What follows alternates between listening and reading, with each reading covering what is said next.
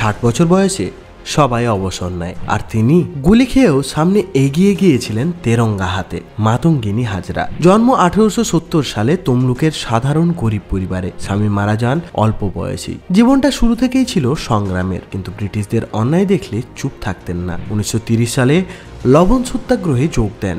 বারবার গ্রেপ্তার হন, তবুও থেমে যাননি। 1942 সালের ভারত ছাড়ো আন্দোলন, তখন তার বয়স 72, কিন্তু তিনি হাঁটছেন তেরঙ্গা হাতে মিছিলের সামনে। পুলিশ গুলি চালায়, তার গায়ে একে একে লাগে 3টি গুলি, তবুও পতাকা নামান। শেষ নিঃশ্বাস পর্যন্ত বলেছিলেন বন্দে মাতরম। এক বৃদ্ধা, কোনো অস্ত্র নেই, তবুও তার বুকের সাহস কাঁপিয়ে দিয়েছিল একটা গোটা সাম্রাজ্য।